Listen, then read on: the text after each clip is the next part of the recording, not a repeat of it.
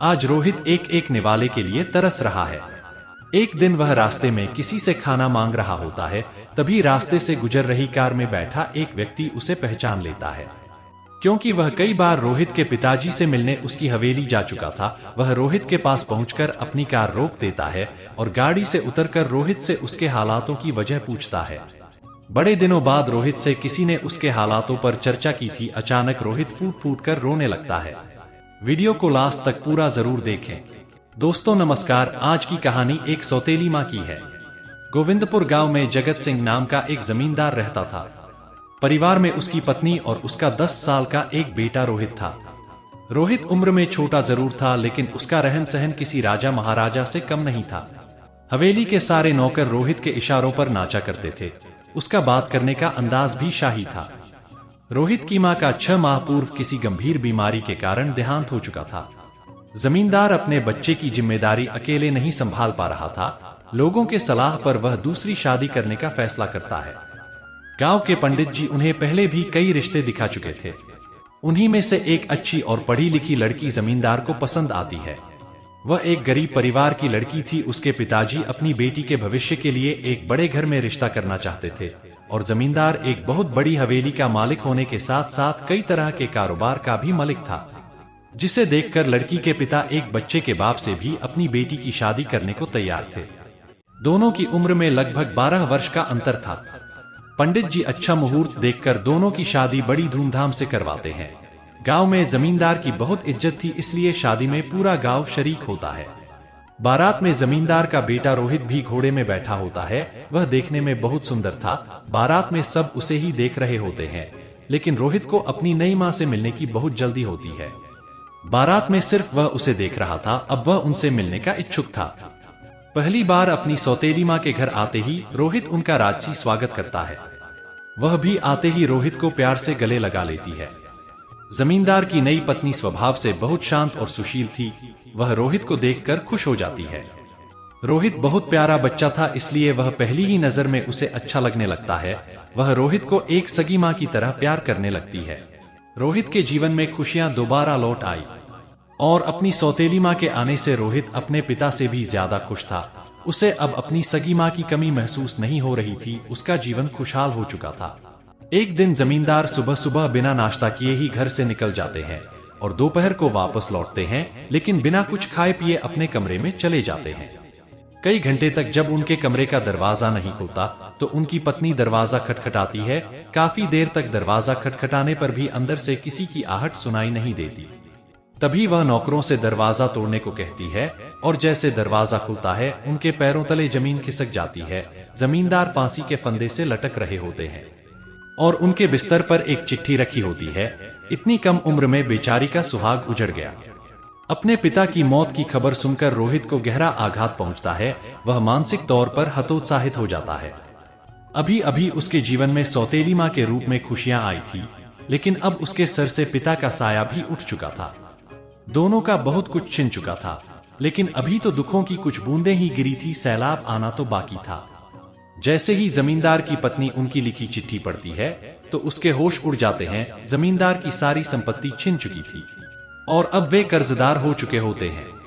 दरअसल उन्होंने एक प्रोजेक्ट में बैंक से लोन लेकर बहुत बड़ा निवेश किया था, जिसके लिए उन्होंने अपनी सारी जमीन जायदाद गिरवी रख दी थी, लेकिन उनका वह प्रोजेक्ट बर्बाद हो गया, जिससे उन्हें भारी नुकसान हुआ और अब उनकी सारी संपत्ति नीलाम होने वाली थी।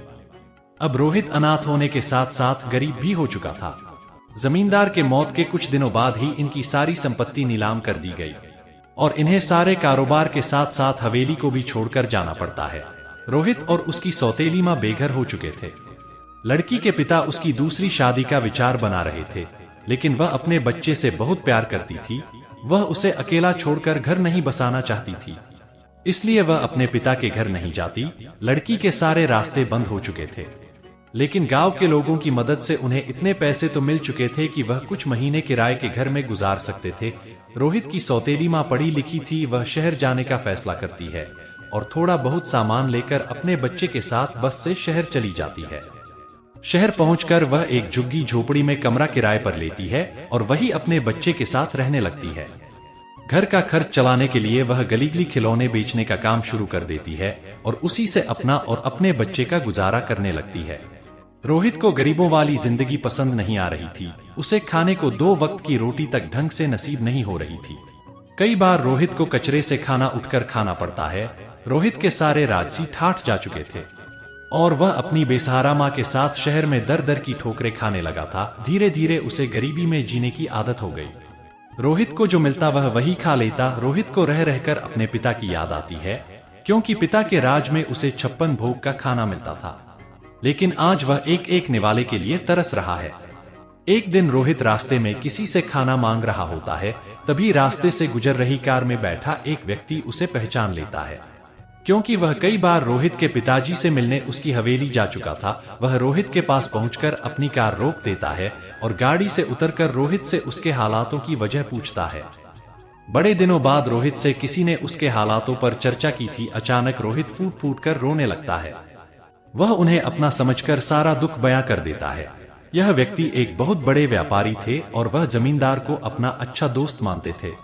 लेकिन व्यापारिक यात्राओं के कारण कई सालों से वह जमींदार से मिल नहीं पाए थे। जैसे ही उन्हें जमींदार की मौत का पता चला तो उन्हें भी बहुत बड़ा झटका लगा। वह आदमी रोहित से कहता है, बेटा तुम लोग इस समय कहाँ रह रहे हो? रोहित उन्हें अपनी झोपड़ी में ले जाता है और अपनी माँ से मिलाता है। वह आदमी उन लोगों की कुछ मदद करना चाहता है, इसलिए कुछ पैसे निकालकर रोहित की माँ के हाथों में देता है। लेकिन वह खिलौनों से इतना कमाने लगी थी कि अब वह किसी का एहसान नहीं लेना चाहती थी। जैसे ही इन्हें पता चलता है कि रोहित की माँ खिलौने बेचती है तो वे बहुत खुश हो जाता है, क्योंकि इत्तेफाक से उसकी भी एक खिलौनों की फैक्ट्री है और इन्हें एक अच्छी सेल्स गर्ल की तलाश थी। रोहित की सौतेली माँ सड़क पर खिलौने बेचते बेचते एक कुशल विक्रेता बन चुकी थी और वह इनकी कंपनी में नियुक्त होते ही अपनी कड़ी मेहनत और लगन से 2 सालों के अंदर खुद की एक छोटी सी खिलौने बनाने की फैक्ट्री खोल लेती है और अब धीरे धीरे उनकी जिंदगी बदलने लगती है।